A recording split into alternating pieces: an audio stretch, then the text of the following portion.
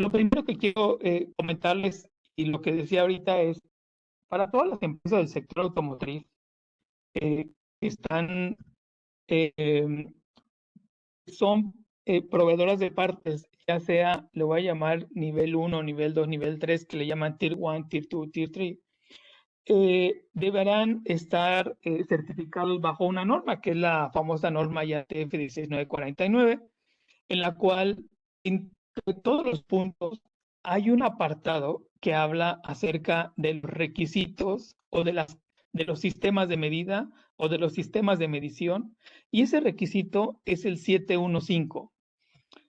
Ese requisito 715 que habla acerca de recursos de seguimiento y medición, hay una parte interesante de todo esto, y perdón que me emociona toda esta parte de, de, de lo que viene plasmado ahí y de lo que implica cómo cumplir y toda la parte de medición, porque si bien es cierto, las personas que están en la parte de la industria y que algunos que están por aquí que son jefes de laboratorio o que algunos están interesados en esta parte, incluso nuestros compañeros de laboratorios, en la norma, en el 715 de esta norma, nos habla particularmente de 4 puntos que son claves o que son la base de esa norma en temas de sistemas de medición.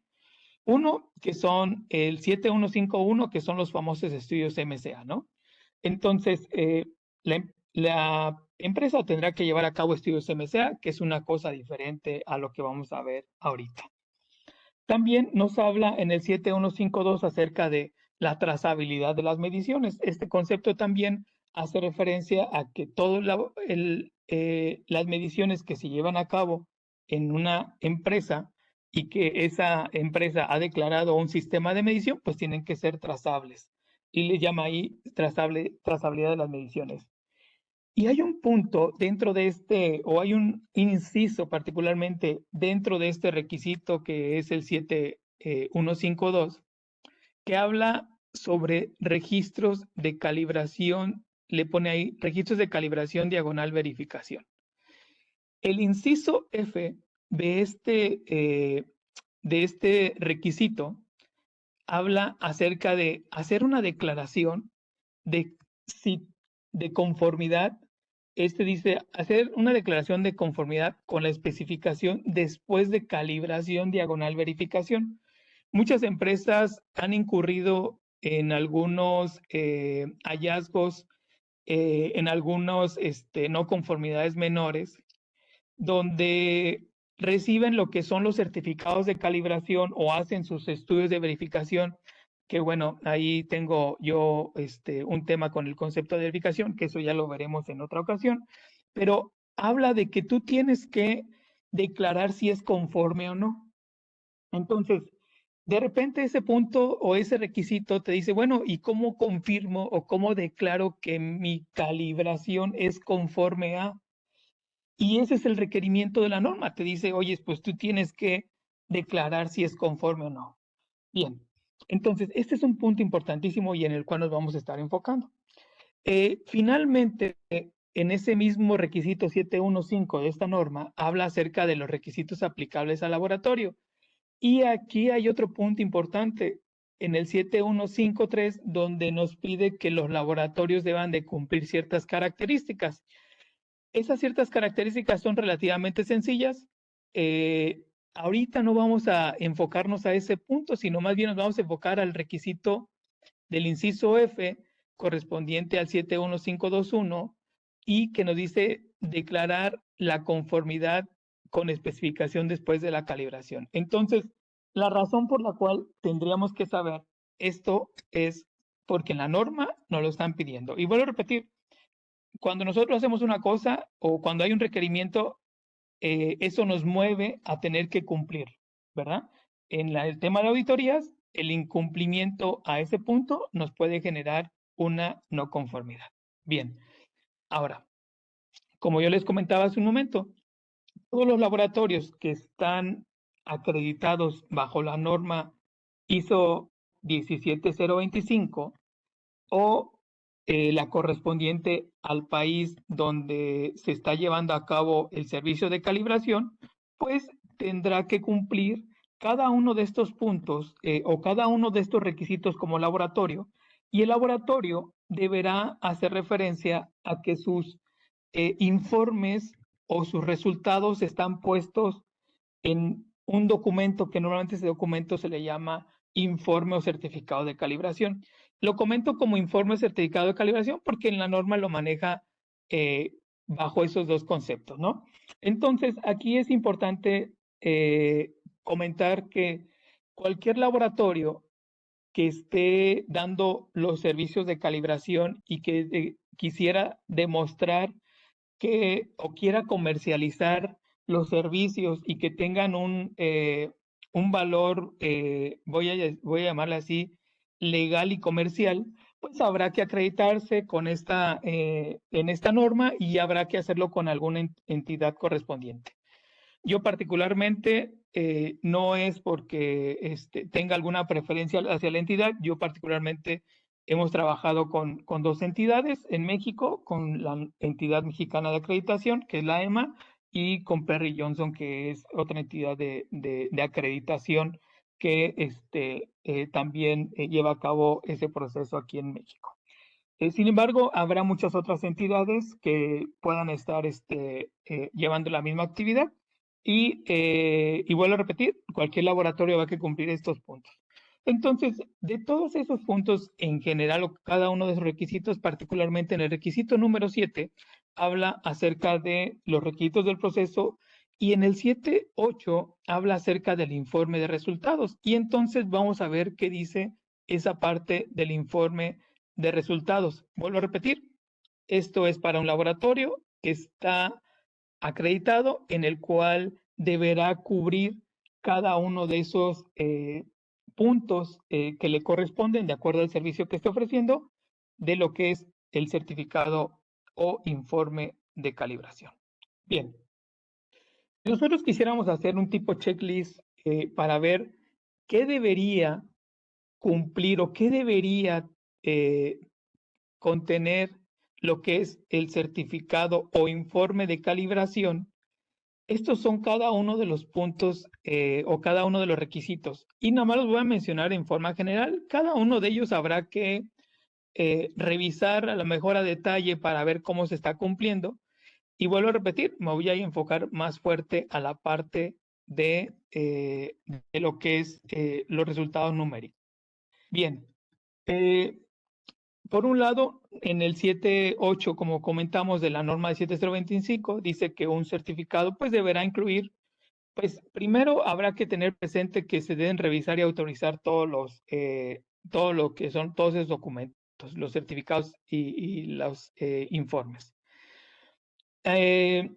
También deberá incluir pues toda la información que acordamos con el cliente. Por eso es importante que en el requisito 7.1, cuando el laboratorio está revisando la solicitud de calibración, es importante que queden bien claros bajo qué términos se va a llevar a cabo la calibración. Y me refiero bajo qué términos es si se puede o no se puede, el método de calibración, cada uno de los detalles que son importantes.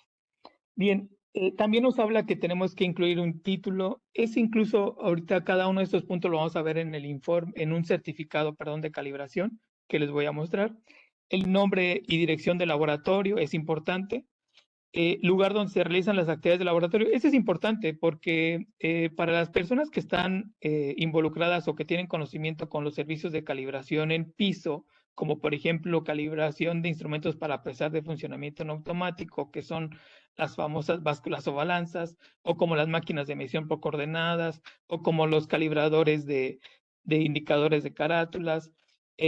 Todos esos equipos pues se hacen la calibración ¿cómo se llama? En el lugar donde se utiliza, ¿no? Para los equipos que tenemos que enviar, como por ejemplo los juegos de bloques patrón, como por ejemplo un calibrador de procesos, como por ejemplo un indicador de carátula, pues eso se hace en el laboratorio, entonces hay que especificar dónde se lleva a cabo el servicio o la actividad de laboratorio. Por otro lado, en el inciso de la identificación única, eso se refiere a que el certificado debe tener una identificación, pero además esa identificación tiene que estar en cada una de las hojas que comprende el certificado de calibración. ¿Para qué? Para poder tener la certeza que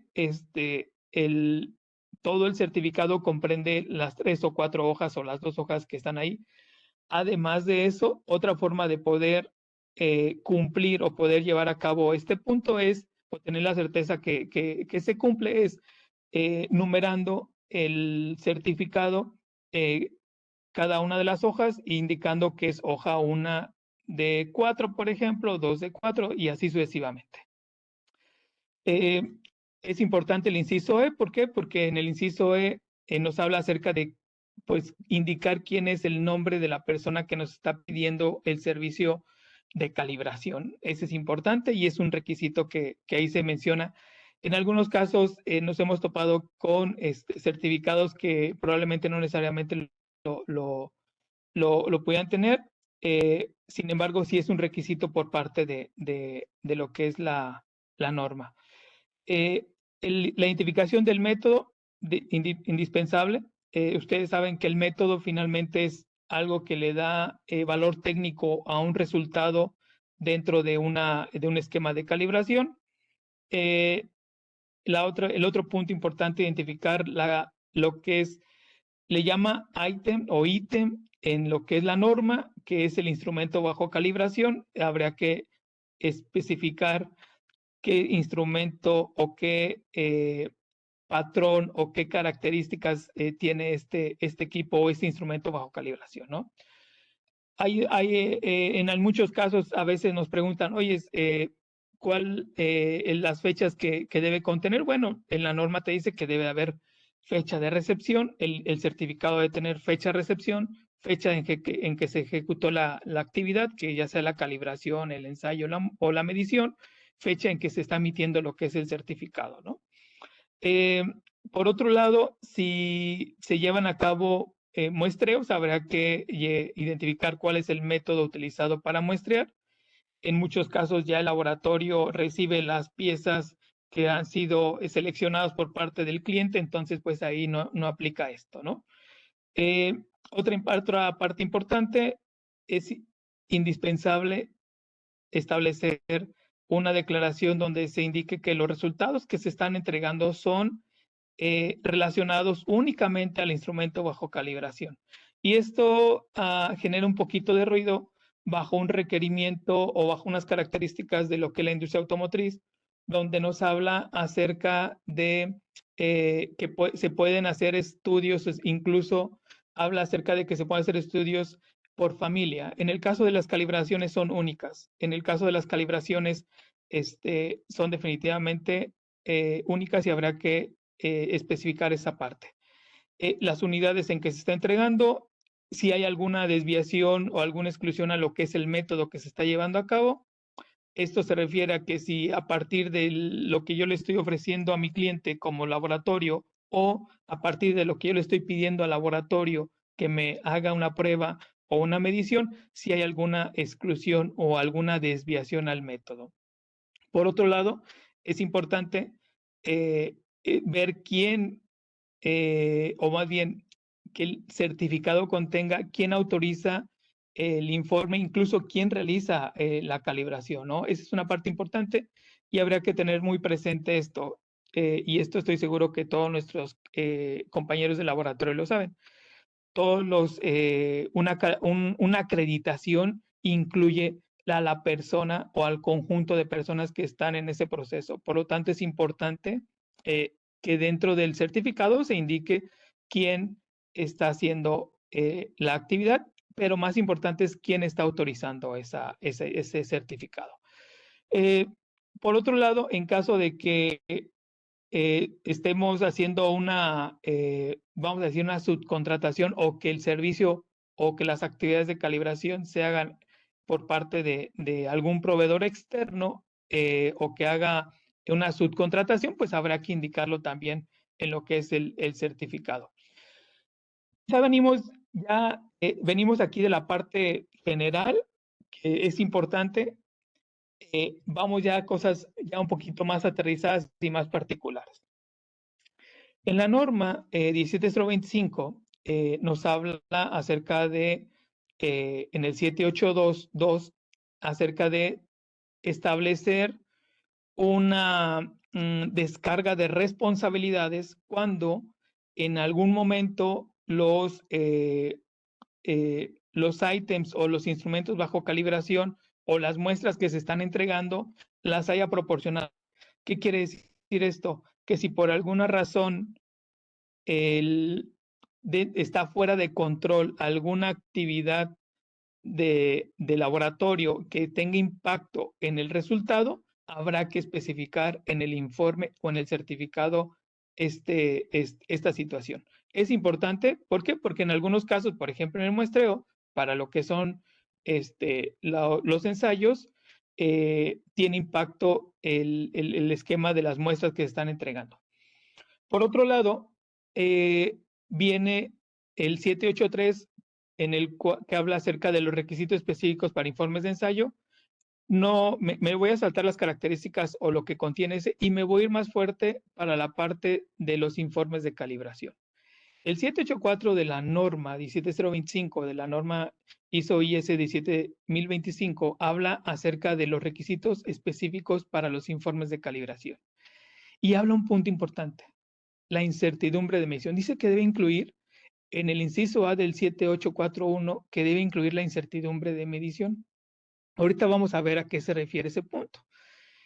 También se tiene que incluir lo que son las condiciones. Esta parte de las condiciones aquí nos habla que, por ejemplo, tenemos que incluir o tenemos que especificar la parte de, un ejemplo, las condiciones ambientales, ¿no? Por otro lado, también nos menciona que tenemos que hacer referencia a que las mediciones son trazables, ya lo comentamos, que se cumpla ese concepto de trazabilidad. El concepto de trazabilidad se vuelve muy interesante porque en algunas ocasiones hay, vamos a decir, como un tema no de mala interpretación, sino a lo mejor un poquito de desconocimiento cuando hablamos de que los equipos son trazables. El concepto de trazabilidad o de medición trazable habla acerca del resultado más allá del equipo. Entonces es importante eso. Son detalles finos que probablemente pudiera hacer un poquito de ruido. Sin embargo, el concepto de trazabilidad habla acerca de mediciones trazables. Entonces hay que asegurar que se indique que los resultados son trazables. Por otro lado, en algunos casos es importante tener los resultados del antes y el después de cualquier ajuste, y esto es en el proceso de calibración. Un ejemplo claro de esto puede suceder o puede suceder, por ejemplo, en los instrumentos para pesar. Hay veces que en algunas ocasiones el instrumento no está con las condiciones mínimas necesarias para poder hacer la calibración, por lo tanto habrá que hacer un pequeño o un gran ajuste y habrá que considerar esa parte. Y por otro lado, y esta es una parte importante de lo que hemos estado hablando, cuando sea pertinente una declaración de la conformidad con los requisitos o especificaciones. Este inciso es importante, ¿por qué? Porque si bien es cierto, cuando nosotros mandamos a calibrar, estamos cumpliendo con la norma que tengamos equipos o patrones calibrados, la norma ya me dice, pues tienes que decirme si es conforme o no es conforme. Y aquí una de las acciones o una de las actividades que nosotros podemos llevar a cabo es pedir al laboratorio que indique si el equipo o el patrón o el instrumento que estoy enviando a calibrar es conforme o no a algo. Y pongo entre paréntesis, o más bien entre paréntesis, pongo entre comillas ese concepto de a algo. Cuando digo que tiene que ser conforme a algo, yo como cliente tengo que pedirle al laboratorio que me indique si es conforme con respecto a especificaciones del producto, con respecto a variación del proceso, con respecto a los errores máximos tolerados o permitidos de lo que es el instrumento o el equipo de medición. Y eso es parte de lo que yo tengo que proporcionarle al laboratorio si es que o si yo requiero que aparezca esa leyenda que es conforme a algo. Entonces, eso es importante porque muchas veces esto se puede hacer.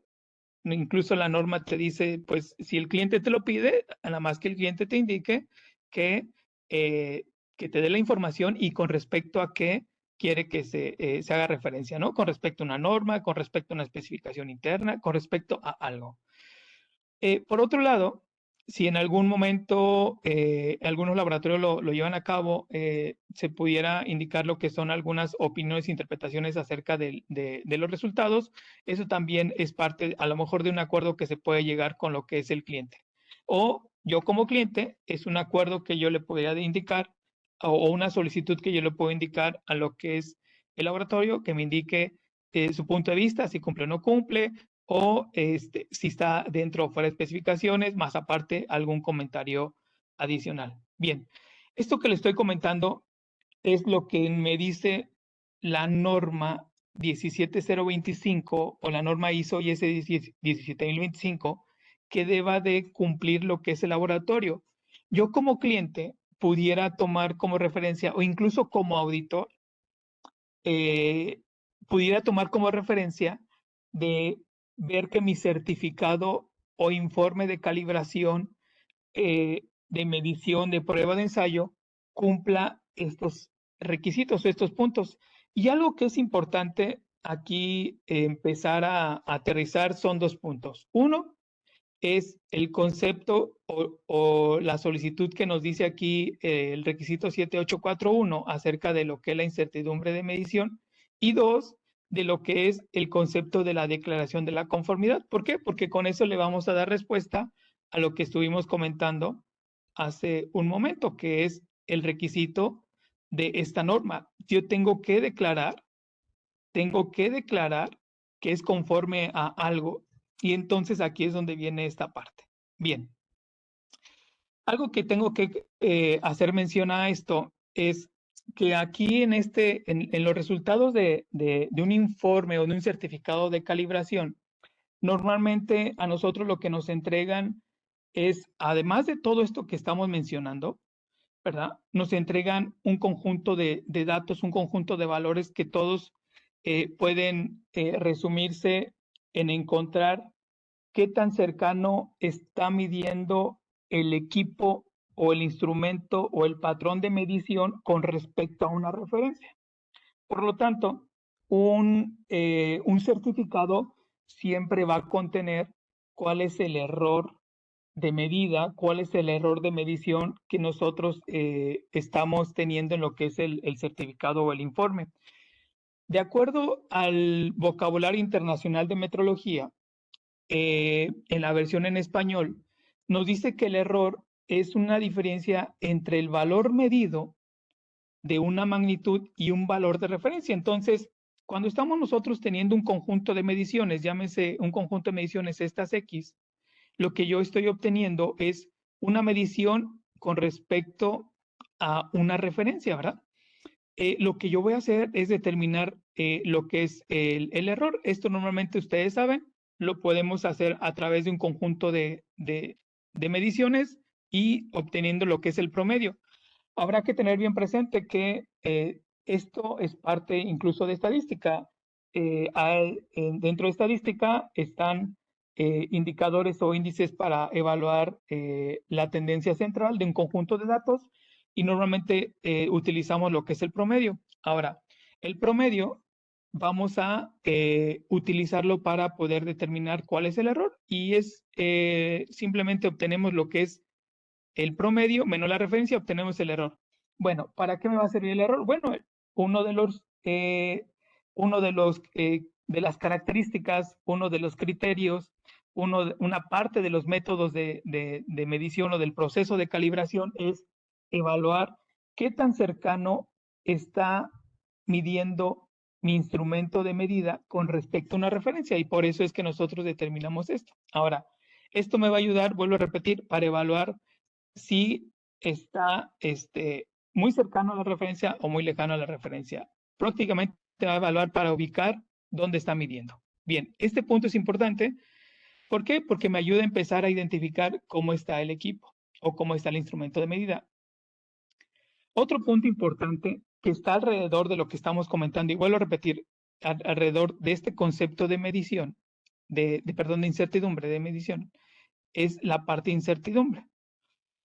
El concepto de incertidumbre, de acuerdo al vocabulario internacional de metrología, me dice que es un parámetro no negativo que caracteriza la dispersión de los valores. Y esta parte me llama mucho la atención, o yo particularmente quiero hacer mucha énfasis en la dispersión de los valores.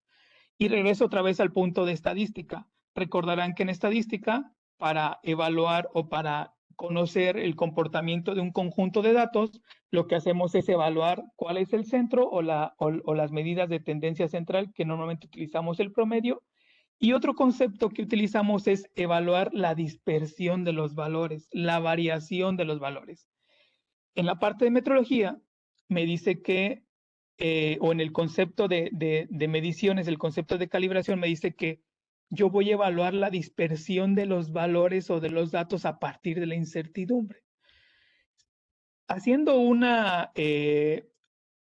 vínculo con estadística, ustedes tendrán presente que dentro de los indicadores o de los índices para evaluar la dispersión o la variación de un conjunto de datos, pues está lo que es el rango de medición o el rango de un conjunto de datos, perdón, y lo que es la desviación estándar. Aquí traigo referencia la fórmula de la desviación estándar. ¿Por qué? Porque es una parte importante en ese proceso de estimación de incertidumbre. Y ahorita lo comento por qué.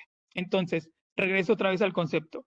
El concepto de incertidumbre dice que es un parámetro no negativo que caracteriza la dispersión de los valores y que esa dispersión puede ser atribuidos al mensurando, o sea, a la descripción de lo que se está midiendo, y dice esto es a partir de la información que se utiliza, y esto lo pueden encontrar en la página 32 del vocabulario internacional. Bien, entonces, en conclusión, y sin llegar a un esquema voy a decirlo así, sin llegar a un esquema muy cuadrado, el concepto de incertidumbre es la dispersión o el conjunto de variación que hay alrededor de un conjunto de datos.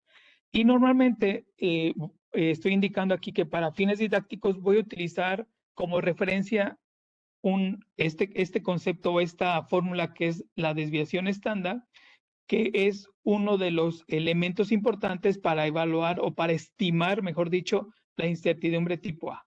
Y lo traigo como referencia a lo siguiente. ¿Por qué hago referencia a la desviación estándar? Porque la desviación estándar me ayuda a poder evaluar eso y lo hace de esta manera. Me dice, mira, si tú tienes un conjunto de datos, que son estos que están aquí, todas estas son un conjunto de datos, son un conjunto de mediciones. De hecho, son estas mismas mediciones que están por acá. Si estos conjuntos de mediciones, tú las identificas como a cada una le das un X1, X2 hasta XN, tú de aquí puedes calcular el promedio. Ya comentamos que, calculamos aquí el promedio me lo está diciendo, me lo está indicando aquí, ¿verdad? Y me dice, mira, tienes que hacer una resta entre cada una de estas mediciones y el promedio del conjunto de mediciones. Y ese resultado me lo vas a elevar al cuadrado y después de eso me lo vas a almacenar y vas a ir desde la medición número 1 hasta la medición n. Cuando tengas todas las mediciones, que son, o cuando tengas todas las distancias elevadas al cuadrado, que son esta distancia, esta distancia, esta distancia, esta distancia, cuando tengas todas esas distancias elevadas al cuadrado y que las hayas sumado, por favor, divídelas entre el número de mediciones, que en este caso fueron n mediciones, menos 1. ¿Por qué? Porque es una muestra de un conjunto de datos o de una población. Y a eso le vamos a determinar, o vamos a determinar a calcular lo que es la raíz cuadrada.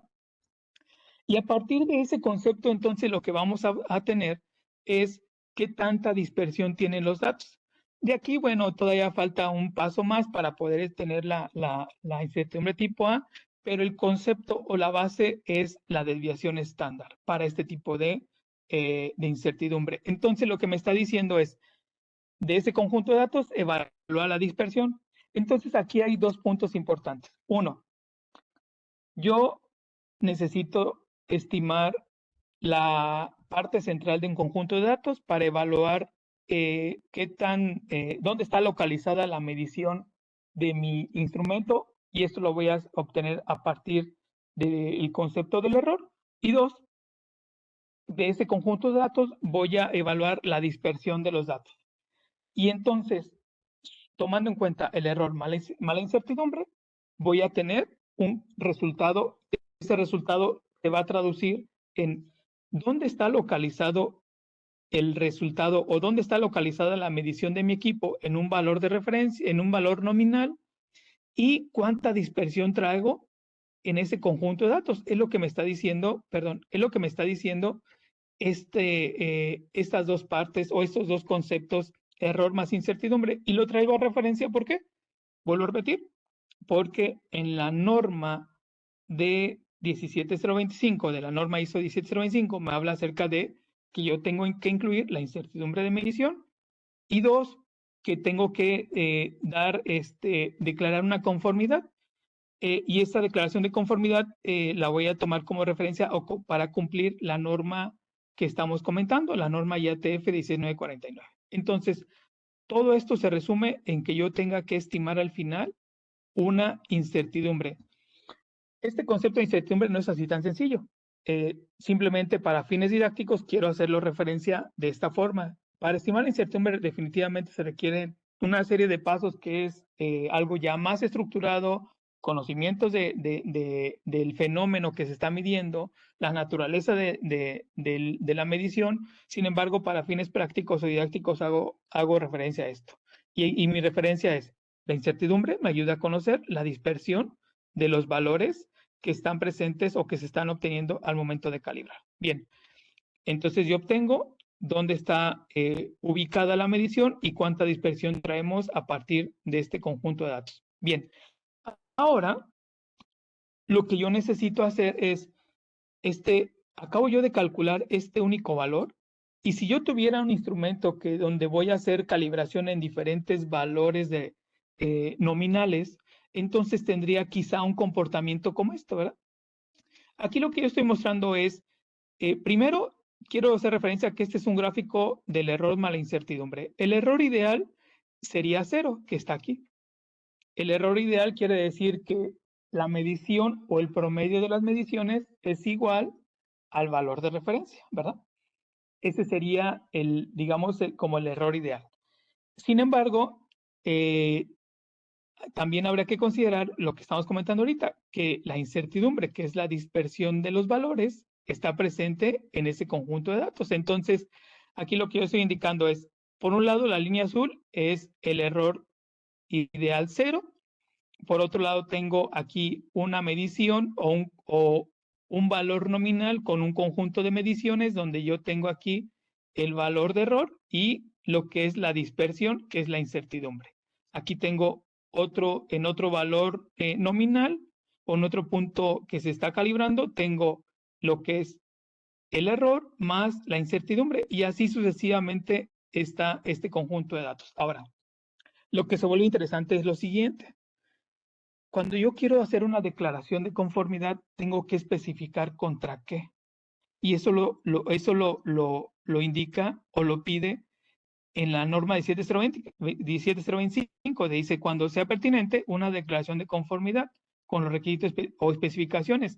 Aquí también me dice la norma IATF, en la norma IATF me dice, tienes que hacerle una declaración de conformidad. Entonces la pregunta es, ok, yo los resultados que estoy obteniendo, ¿contra qué son conformes?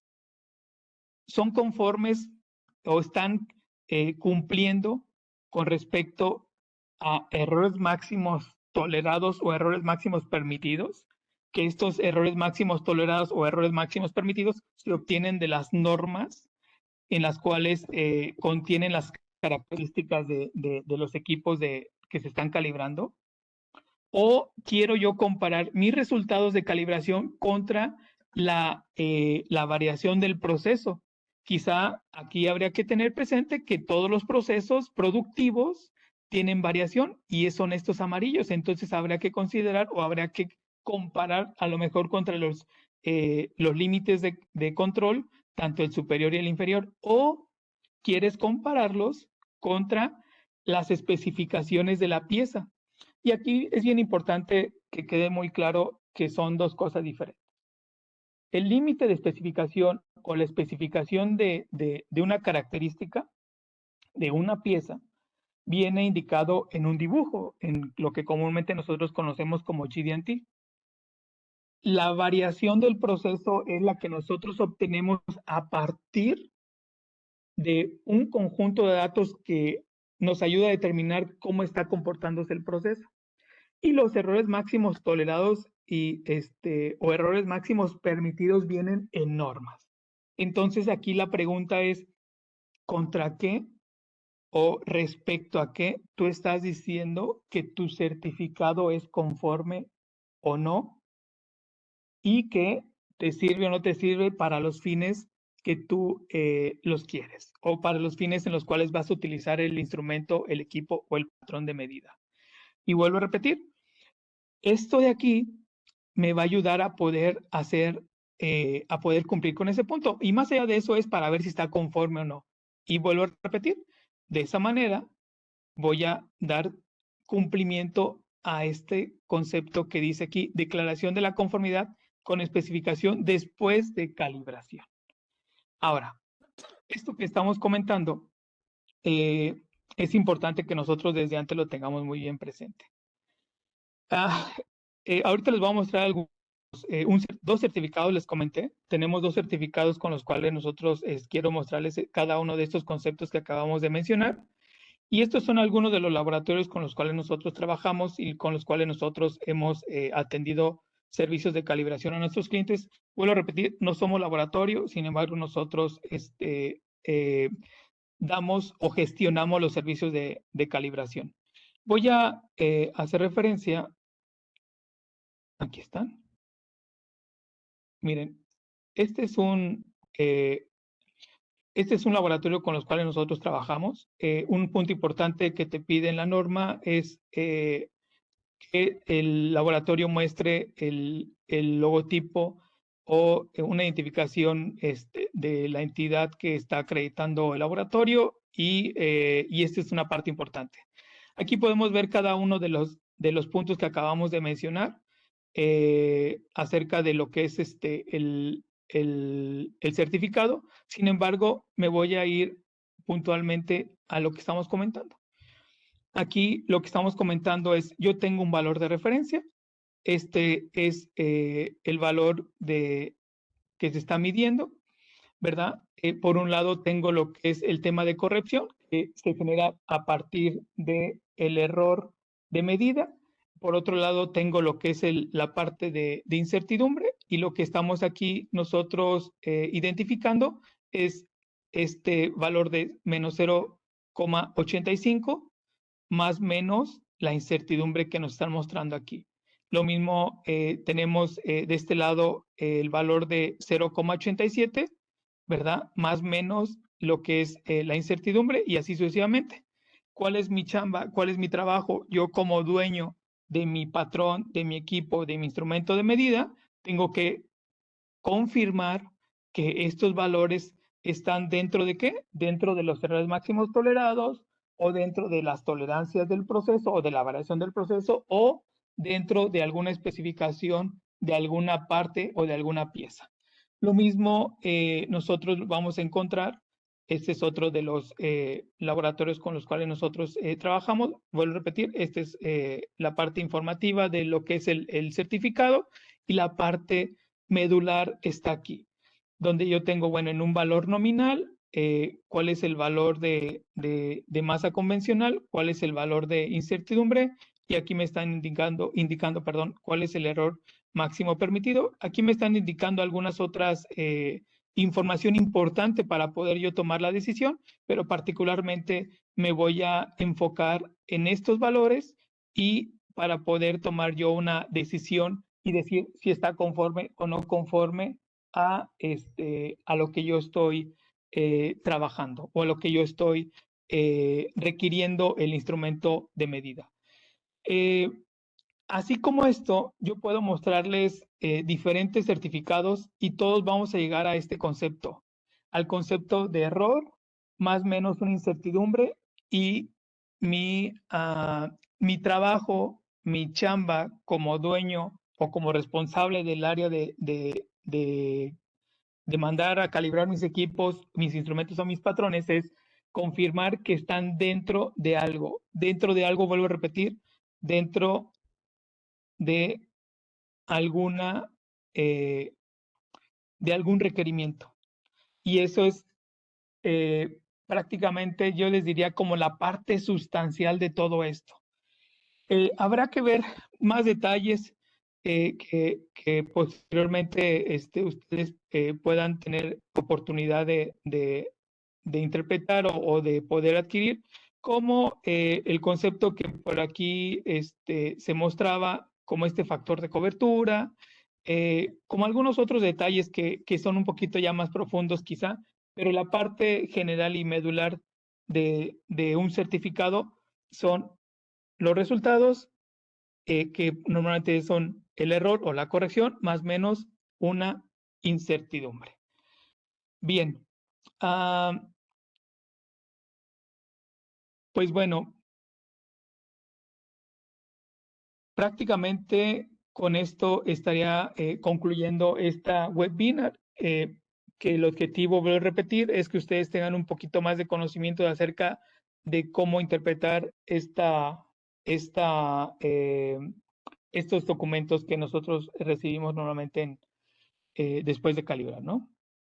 Bien, por aquí están los datos de mi compañera Andrea, por si alguien más adelante quisiera tener más información. Igual, creo que tenemos todo tiempo, como unos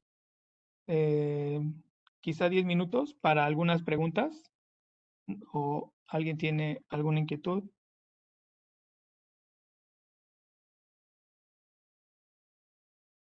Hola Hugo, en la Hola. parte del chat tenemos dos comentarios. El primero es de Juan Andrade que nos dice que si por favor puedes compartir información acerca de la declaración de conformidad compartida.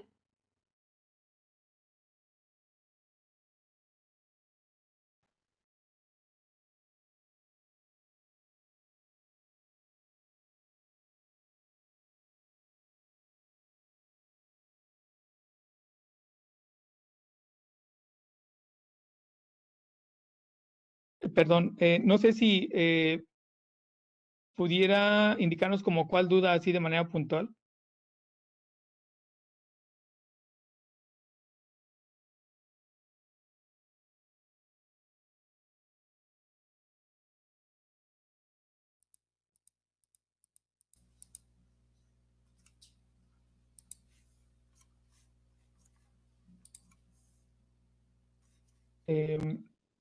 Igual si quieres podemos pasar a la siguiente, Andy.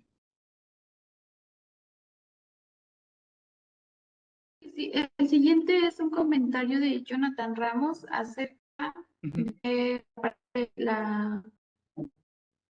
del promedio. Nos dice que está soltando, tenemos un parámetro que tiene que ser no mayor a 0.15 milímetros.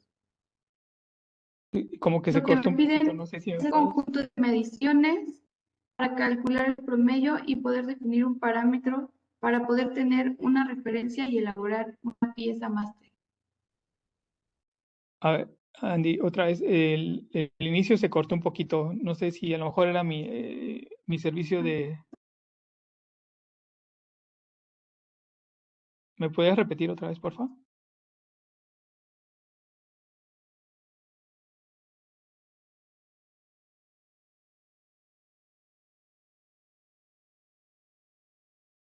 Hola Hugo, te voy a Hola. repetir el comentario. Sí, por favor. Precisamente lo que me están, dice Jonathan, precisamente lo que me están solicitando, tenemos un parámetro que tiene que ser no mayor a 0.15 milímetros. Lo que me piden es hacer un conjunto de mediciones para calcular el promedio y poder definir un parámetro para poder tener una referencia y elaborar una pieza máster. Ok, y la pregunta es...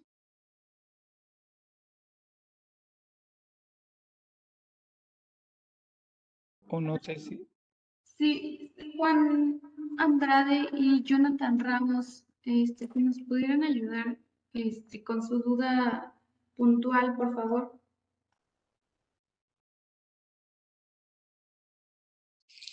Sí, Tenemos también una pregunta por parte de José Arias, que nos dice cómo ubicar cuando un proveedor de equipo,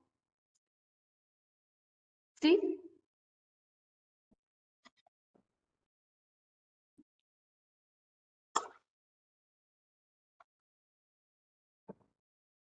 Fanny, ¿me puedes?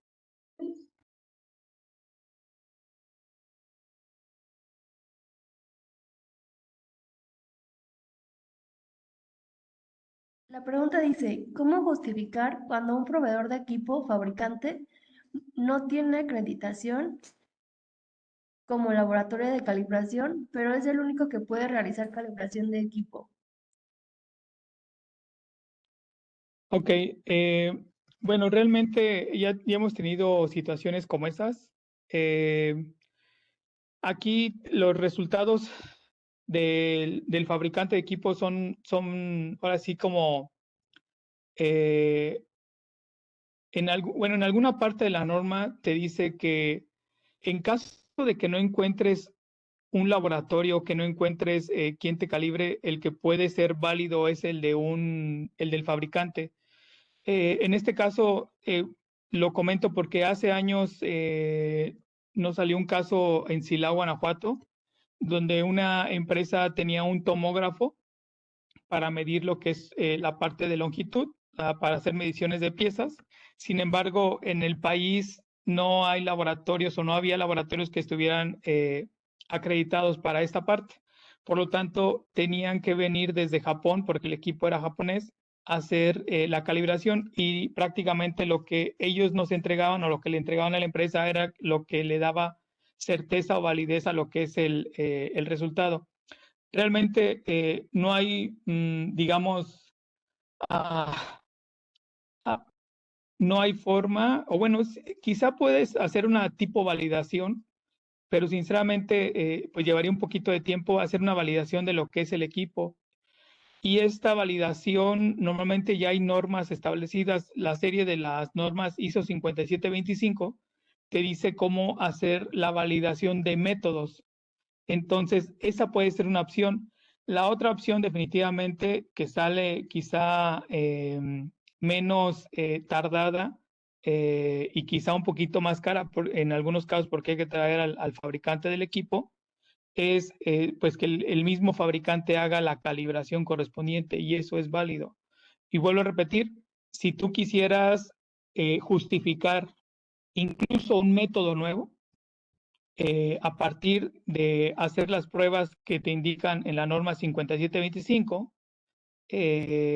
tú puedes establecer esa validez o puedes dar certeza haciendo la validación de ese método. Entonces, sí requiere un esquema de poder cumplir esa norma para poderle validar lo que es el método de medida. Y eso implica el concepto de la calibración, o lo que te lleva a la parte de calibrar. Vuelvo a repetir, son las normas, la serie de normas que es de la norma 1 a la 6, de la serie ISO 5725.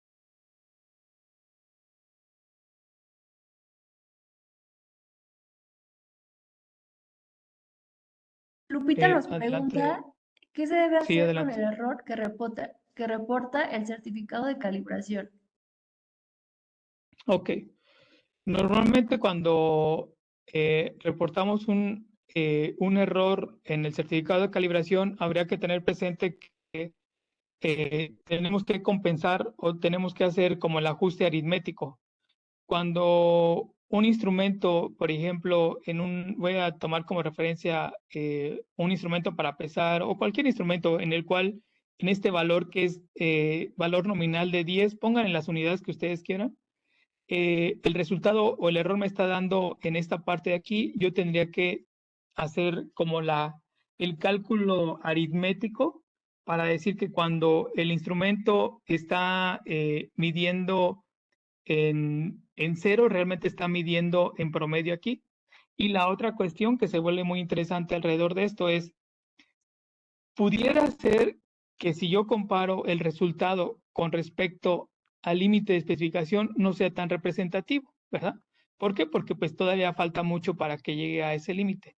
Sin embargo, esto se vuelve importantísimo, por ejemplo, en el caso de que yo lo compare aquí contra los errores máximos tolerados. ¿Por qué? Porque cuando el instrumento en teoría me está dando en este valor, por ejemplo, una medición de 10 o un valor de 10, en realidad me está dando esta diferencia. Entonces habría que compensar aritméticamente este valor que está aquí para poderle ya sea sumar o restar, dependiendo del caso, para poder tener certeza de que el instrumento, o más bien que el instrumento, va a tener certeza del resultado de medida. Eso es lo que tendríamos que hacer. Y vuelvo a repetir, se vuelve importantísimo cuando esto está ya en los límites de ciertas especificaciones.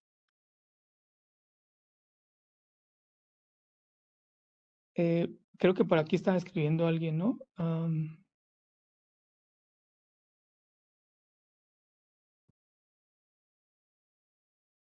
Sí, tenemos todavía una pregunta Sí. nos dicen, tenemos un espectrofómetro en donde Ajá. tenemos un error X. Al momento de medir Ujú. una pieza, ¿deberíamos tomar en cuenta el error que presenta el equipo y calcularlo? Sí, es correcto. Es lo que estamos ahorita comentando. Habría que hacer esa compensación o hacer ese ajuste aritmético para poder tomar en cuenta que el resultado que me está dando tiene un error o tiene un sesgo y habría que compensarlo, ya sea hacia más o hacia menos.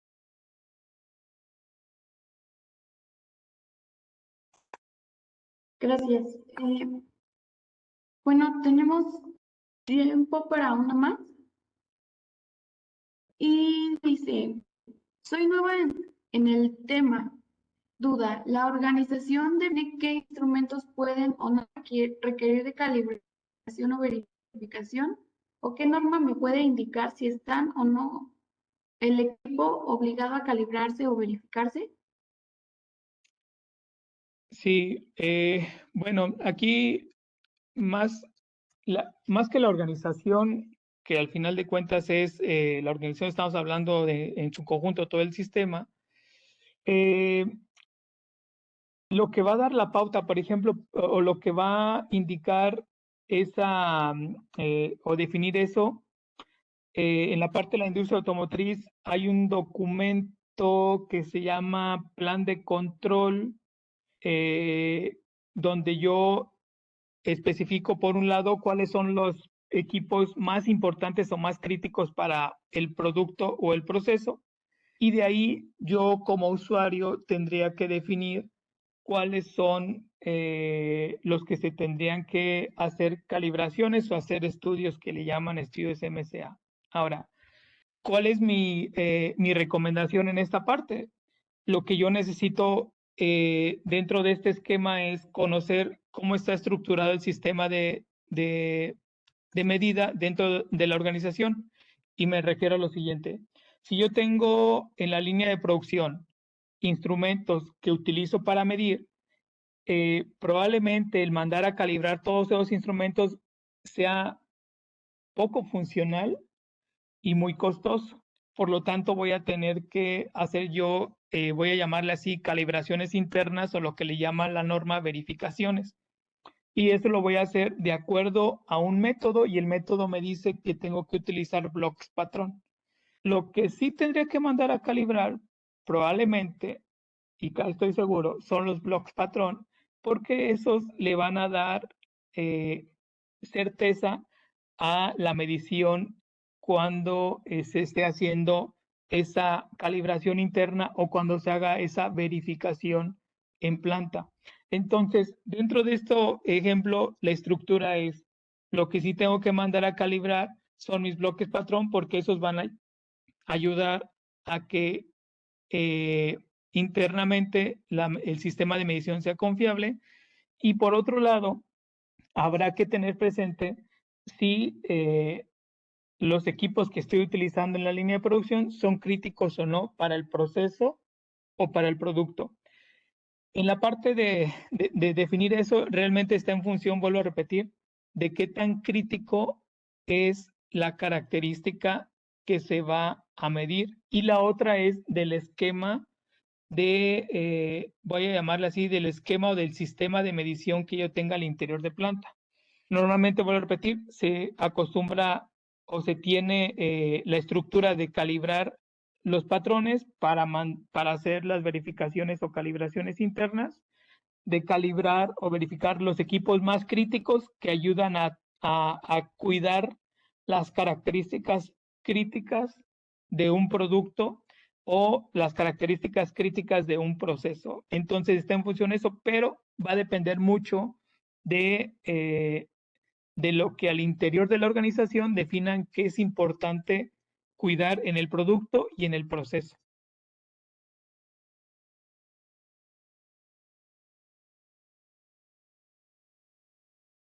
Ok, muchas gracias. Tenemos una última pregunta que dice, ¿cuál es la mejor forma de declarar la incertidumbre en el certificado?